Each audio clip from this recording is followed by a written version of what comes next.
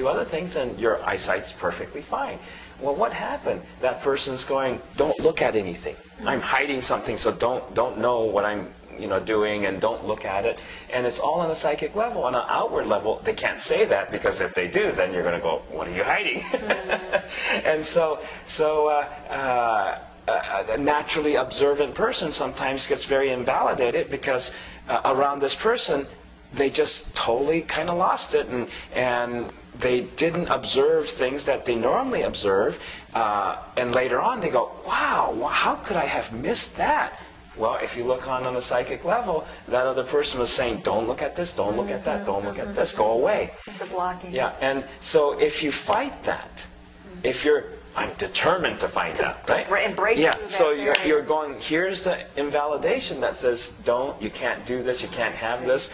And so how many times do we say in work-type situations where we have competition companies or people in the office or whatever who do not want you to succeed? And they're putting all this energy, you can't do this, you can't have that, you can't go there, you're not going to make it. And then if you get in resistance to that, subconsciously, everybody's saying no, no, no, and you start to go, well, I'm going to show them, or something like that. And you get into competition with all that invalidation. You're going to go head on with it. And you're putting your energy up against that competition, and you're in competition with that competition, you're not going to get anywhere. It's expending an enormous amount of energy, and all you're going to do is fail and get tired. Yeah, and and then the other part, or another side or dimension is you're interacting with someone who keeps showing up a certain way, which doesn't work for you. And you want to not have that not work for you. Obviously, we know, okay, I can't change that other person, but what if it's like, I can only change my way of responding to them?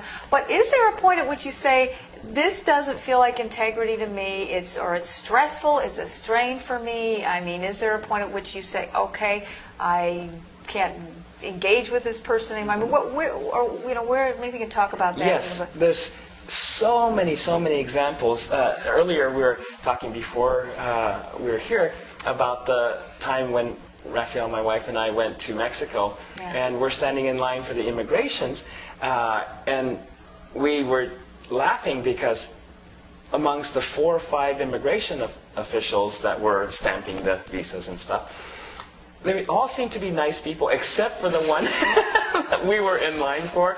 And boy, he was the epitome of a bully, nasty, mean person.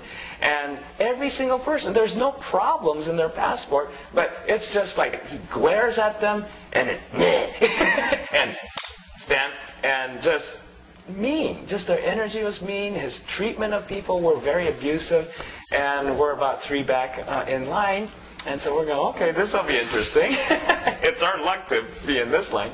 So when we stepped forward, and my wife showed her passport, and her name's Raphael, well, he looked at it, and all of a sudden, he stopped. And he looks up. He says, Raphael, like the archangel. And obviously, you can tell he was a devout Catholic person. And I looked at his name tag. It was Gabriel.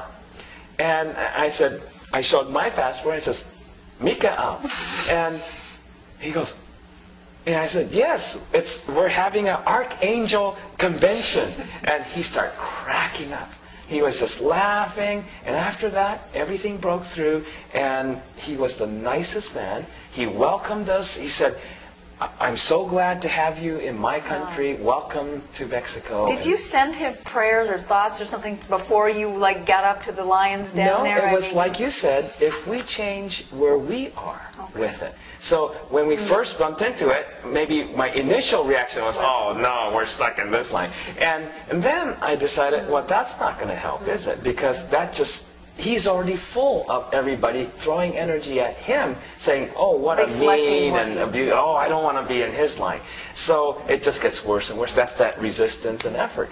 And so instead, we both decided to have fun with it. Okay? So now our energy is not one of resisting him.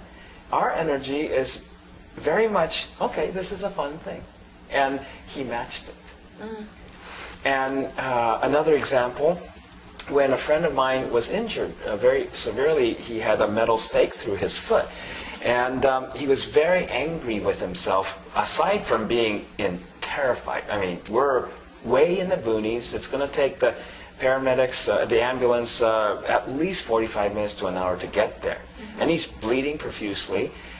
And I knew I was the only one I felt who was capable of treating him on a physical level as well. And I knew I had to get that stake out of his foot, or else he was going to bleed out. But he was so scared, and he's a big guy. He was 6'7", right? I'm 5'6". And so even though we were good friends, he was like one of those wild animals in the corner, you know. And so I started to move toward him, and he just contracted and get away, you know. And he was so scared. And so I'm thinking, I got to do something here, and I need to get to his foot. I need to get his shoes off, and I need to take that thing off and give him a tourniquet. And so I'm thinking, oh God, what can I do? And he was not allowing anybody even close to him.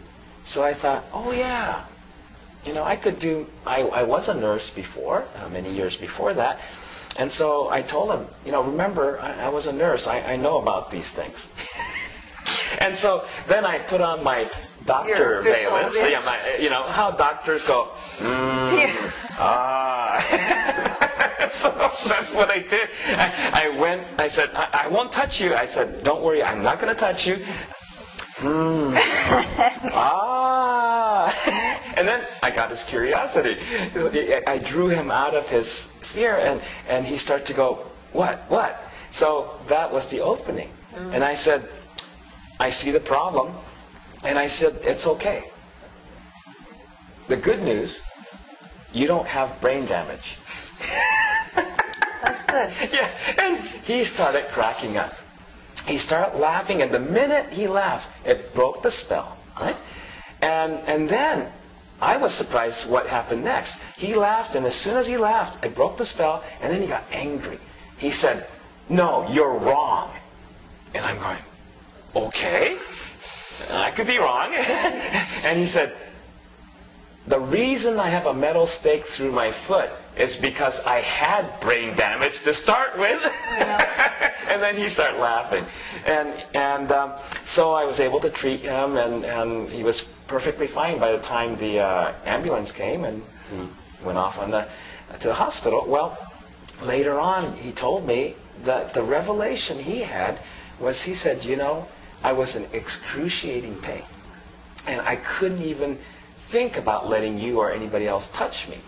And he said, but once you made me laugh, I realized that 80% of the pain left. Amazing. Yeah. He said, of course it hurt. It was throbbing, you know, it's bleeding. I was injured.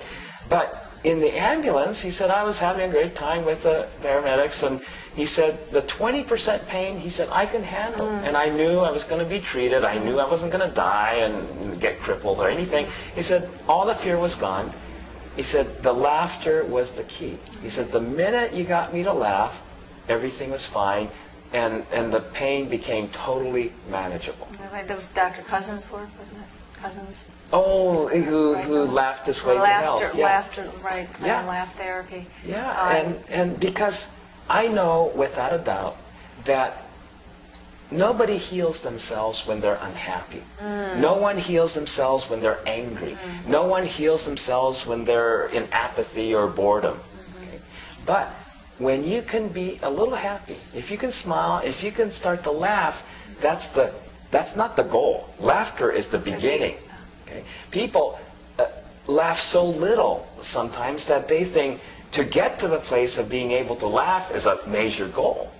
But in actuality, for healing to begin, healing begins with laughter. It doesn't end with laughter. It begins with laughter, and then you can go higher. Oh, beautiful. You know, one of the things in reading your book when you got to talking about forgiveness, because I found that a key piece of that, of the healing, personal healing, is forgiveness.